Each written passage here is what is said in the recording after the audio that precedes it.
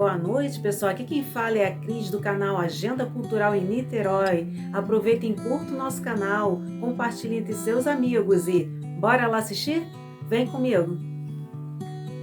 Para enterramento não, para a ascensão dos seus mortos, porque os mortos estão sempre no topo e depois eles são cobertos com novas camadas de conchas.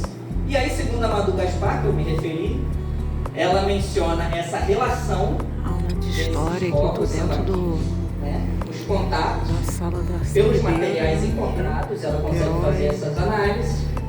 E ela menciona que talvez quanto mais alto sejam, mais complexas eram essas culturas, mais desenvolvidas, Então, um pouco desse trabalho que eu estou aqui fazendo uma síntese, mais uma vez eu digo, porque eu não sou arqueólogo.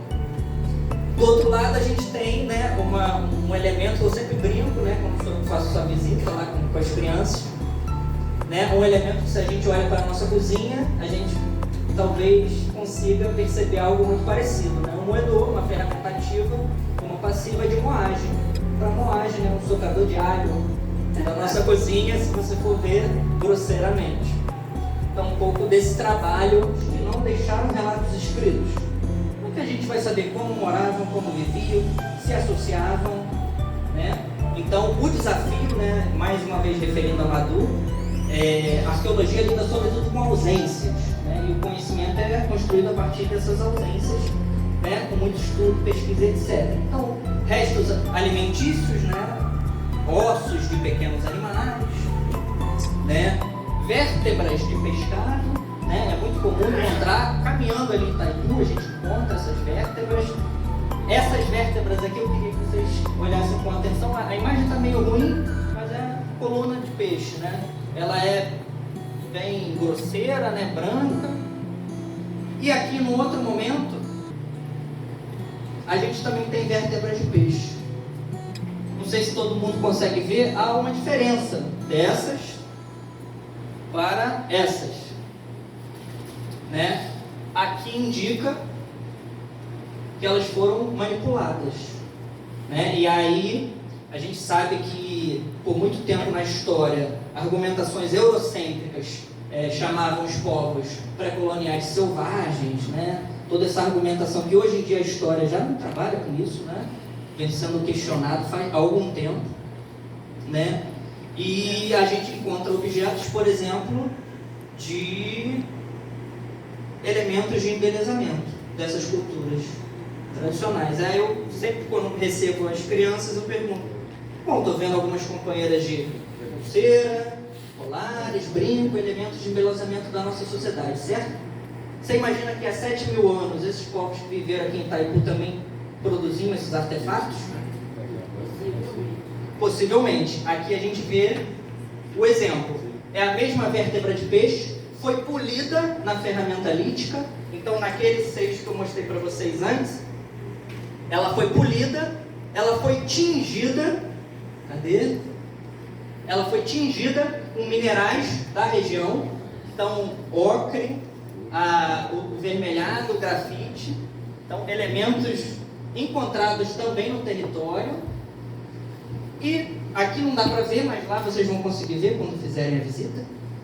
Elas estão perfuradas no centro, E aí a gente imagina qual o uso disso, Possivelmente um colar. A gente tem uma companheira da UF, professora de biologia, que ela realizou modelos em 3D para fazer esse trabalho com as escolas da rede municipal, Com esses materiais. É muito legal o trabalho dela, É importante dizer que a arqueologia tem vários setores. Por exemplo, quem estuda ossos. Ali a gente tem também ver ossos de animais perfurados. E aí, na imagem já indica o uso também, uma espécie de colar. A gente tem alguns anzóis construídos em conchas.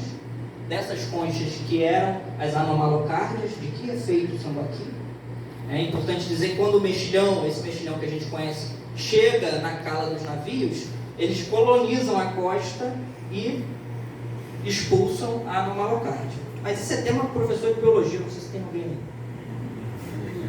aí. Foi cimentado em torno do material como estava no sítio. Então, da mesma maneira que estava, ele foi removido. então com ferramenta lítica em rocha, alguns materiais de quartzo, lascas de quartzo, e um golfinho, o que indica que muito provavelmente eles caçaram esse animal. E aí o negócio começa a ficar interessante, né? Porque você imagina, como é caçar um golfinho hoje em dia? Né? Eu brinco, né? Imagina caçar um golfinho hoje em dia. Aí muitos respondem, não, uma lança, uma rede. Tudo bem, vamos construir a rede, vamos construir a lança, as pontas de quartzo, todo esse serviço. Mas será que eu com uma lança, uma rede, uma embarcação feita de tronco de árvore, eu vou conseguir voltar com um golfinho? Bom, eu com certeza não, sem dúvida. Mas muito provavelmente associado com outros companheiros, então tem um estudo da UF, do professor Kant, que investiga esse deslocamento, né? Então, há uma intervenção humana, e a pergunta que a gente faz, para que construiu o canal de Itaipu? Maricá estava querendo fazer isso ontem, um canal igual. O argumento é despoluir a lagoa, certo? Mas não é.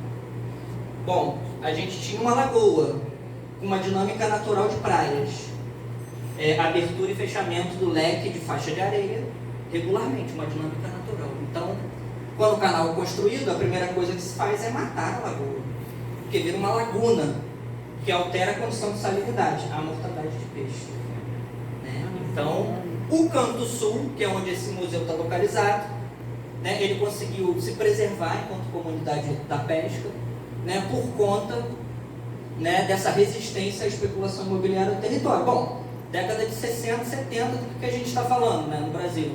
Desenvolvimentista relacionado à ditadura militar, né? Então, e a maneira como esses povos estudam, né, como esses processos, segundo os que estudam, são agressivos às populações tradicionais.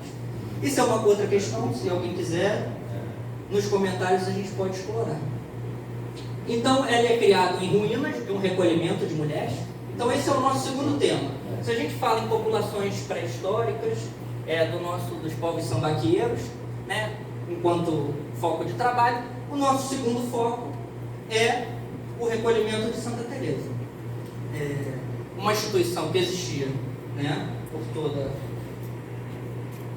toda a colônia, uma instituição do século XVIII, né? Então a gente tinha um recolhimento na própria província do Rio de Janeiro, né? Mas segundo as fontes, talvez esse seja o pior deles.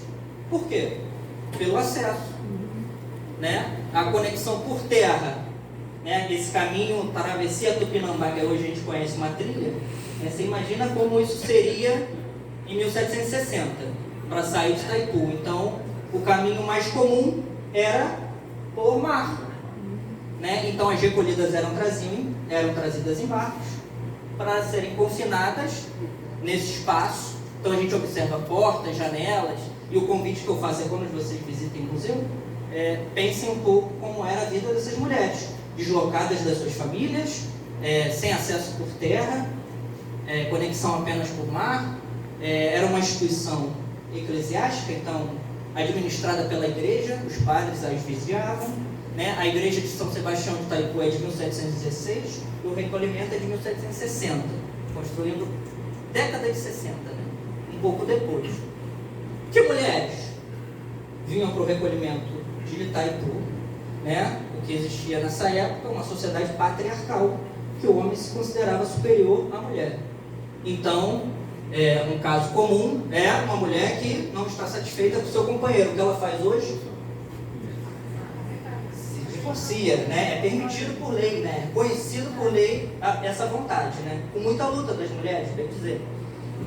Mas nessa época não era, né? E alguns maridos podiam pagar um dote para a igreja para colocar as suas companheiras nesses locais.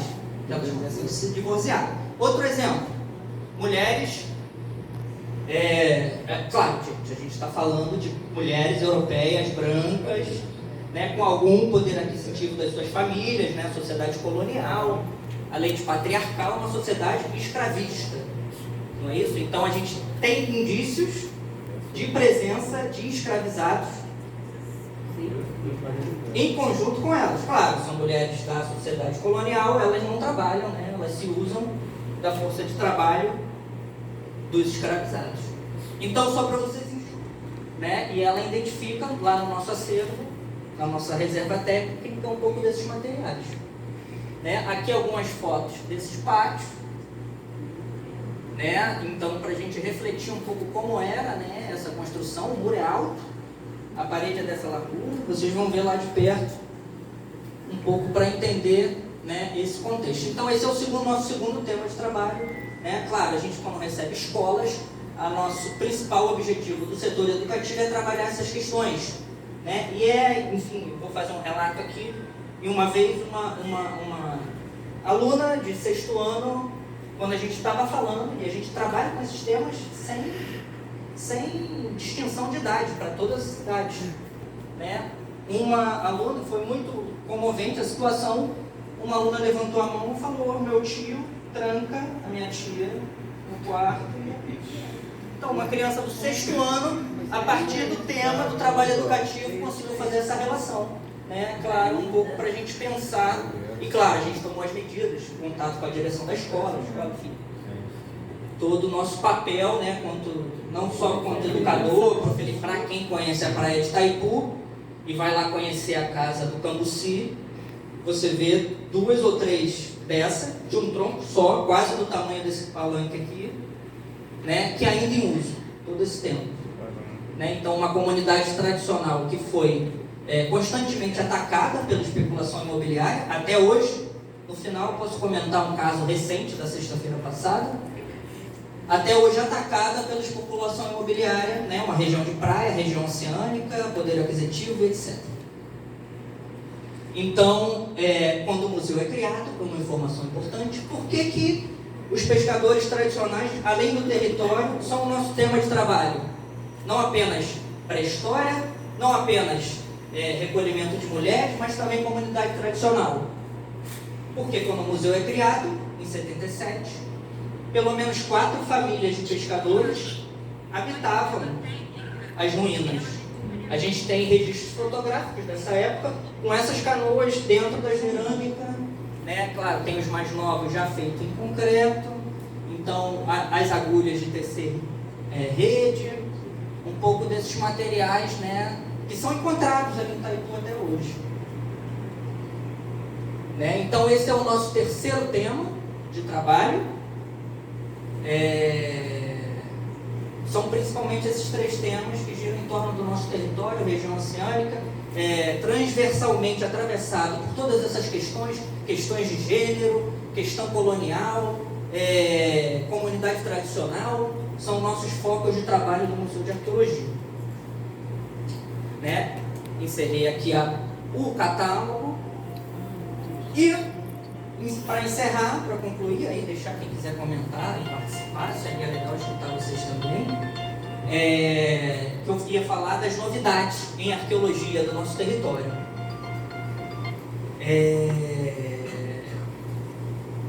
Em 2010, um senhor estava caminhando pela Duna Grande, né, então há poucos anos, né, uma década mais ou menos, e o seu cão, a Duna Grande ainda não era cercada, tinha todo esse esforço de preservação desse território. O senhor estava caminhando pela duna e o cão começou a cavar e apareceu um tampo de crânio. E aí, caramba! Claro, ele veio no museu, né, falou: achei um negócio lá na duna.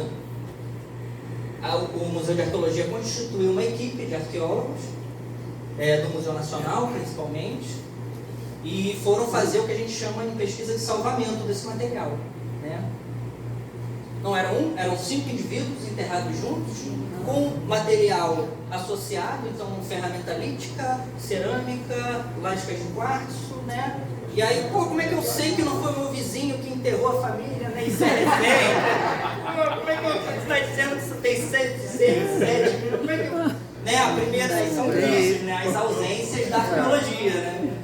A gente vai, né? Por exemplo, quando os nossos mortos são enterrados, né? Atualmente, na nossa civilização ocidental, cristã, etc., na posição cristã. Não, como ser posição cristã, né? Dentro do caixão, né? Deitado. Esses estavam que a gente chama de posição fetal, ou feto da barriga, ou sentado, né? Que inclusive é muito mais inteligente para se dizer espaço, né? Os tupis, que são povos posteriores aos sambaqueiros, colocavam em urnas, né? Então, há quem estuda essas urnas funerárias, né? É importante dizer que quando os portugueses chegam, né, invadem a colônia, o Brasil, enfim, o Pindorama, como você quiser chamar, os sambaqueiros já não mais existiam, né? Porque os povos tupis já haviam conquistado o território e há todo esse processo. Os sambaqueiros são anteriores, eles estão no momento anterior, né? E ainda os indícios desse contato entre os tupis e os sambaqueiros é ainda muito vago, essas análises ainda não são. Então, né, eles estavam nessa posição fetal, foram removidos, né, esses materiais, foi feito salvamento, porque é isso, a maioria do material do museu, dessa época de doação, foi constituída por arqueologia amadora, né? E atualmente a gente sabe que isso é um problema, não é para remover nada de lá, porque o contexto é importante, né? Então o contexto do achado também é estudado. A felicidade, né? Para a gente isso foi muito importante nesse contexto todo que a gente está vivendo. A gente teve a felicidade, diante de tudo isso, de ter uma pesquisadora, Lúcia, em nível de mestrado, né? E ela fez sua pesquisa, ela vai defender agora no início do ano, uma arqueóloga formada pela UERJ, ela veio, cria da universidade pública, é importante dizer, fazendo seu mestrado no Museu Nacional da UFRJ, e ela pesquisa recolhimento de mulheres, né? Então o interesse dela é saber sobre a materialidade dessas mulheres. E aí ela solicitou aos órgãos da instância federal, ao Museu de Arqueologia, né, para fazer escavações nos 7 pátios do Museu de Arqueologia. O museu foi criado em 77. Sabe quantas vezes a gente teve escavação lá? Nenhuma. Nem nos sítios arqueológicos. Porque no sítio arqueológico foi só salvamento. É quando alguém conta que vai, né? Não foi uma pesquisa assim, né, orientada da universidade, com financiamento público. É o que a gente precisa. Não foi isso que aconteceu. E aí a Lúcia, com toda a dificuldade de uma bolsa de mestrado, que eu nem vou falar para vocês quanto é que custa, ela fez escavações nos 7 pátios do museu. Ela pretendia encontrar apenas cerâmica do século XVIII, ela encontrou cerâmica anterior ao século XVIII, inglesa. Ela encontrou cerâmica tupi, a presença, né, dos povos originários do nosso território. Ela encontrou fornilhos africanos. Sabe o que são fornilhos? Cachimbos. Os cachimbos eram um dos únicos objetos permitidos pelos escravizados trazerem das suas nações. Ela encontrou fornilhos com desenho de face. Se vocês pesquisarem no Google, fornilhos africanos com desenho de face, né, trabalhado, claro, pedaços. O fornilho inteiro a gente usa, o quebrado a gente joga fora, por isso que ela achou enterrada, né? Então ela achou 5 ou 6 desses fornilhos, ou seja, se a gente já sabia da presença de escravizados, né, a gente confirma com a materialidade, né? É um trabalho associado com o trabalho das fontes historiográficas. E é bom que se diga que a região oceânica no século XVIII tinha pelo menos 4 engenhos, né? Há um trabalho considerável de produtos que são comercializados por barcos, né? Então a gente tem 4 engenhos e a gente tem mais que isso. Se no século XVIII a gente tem mais ou menos 400 ou 500 brancos registrados, né? Batismos populacional, a gente tem quase 800 escravizados. Então a população escravizada é ainda maior, né? Para a gente refletir um pouco dos silenciamentos da nossa história. E aí ela encontrou esse material significativo e o mais importante para nós, não para ela, ela ficou chateada porque isso atrapalhou a pesquisa dela, Ela estava trabalhando com sambaqui, está trabalhando, perdão, com recolhimento. E, ao mesmo tempo, por conta de todo esse contexto, a gente tem uma arqueóloga trabalhando com a gente com os ossos, lá do nosso acervo, que é uma especialista, e não sabe isso. E ela achou uma terra preta, falou, caramba, parece uma fogueira, a cerca de 1 metro de profundidade, num pátio, num recolhimento. E aí apareceu uma ferramenta lítica, parecia uma lasca, como eu sou historiador, estou aqui, né? Parecia uma lâmina de machado, eu acho, associada embaixo da fogueira, então desse elemento ritualístico que é a fogueira. Abaixo da fogueira, ela falou, acho que eu achei, ela estava com um companheiro, também doutorando em arqueologia, o Luan, que também estava fazendo essa pesquisa, e falou, acho que eu achei aqui uns ossos de peixe. Aí passou a pesquisadora, falou, falange. Então, a gente tem um enterramento, provavelmente um sítio de contato, né, dessa época, o trabalho ainda está muito incipiente, enterrado ali, né, claro, foi feito todo o trabalho, veio especialistas de arqueologia de todo o estado, né, para ver, avaliar, registrar, fazer todo esse trabalho e, enfim, está tampado para os próximos pesquisadores que queiram conhecer um pouco mais do nosso território. Bom, espero que vocês tenham gostado desse vídeo. Aproveite e deixe seu comentário, compartilhe entre seus amigos e vamos para o próximo vídeo? Vem comigo!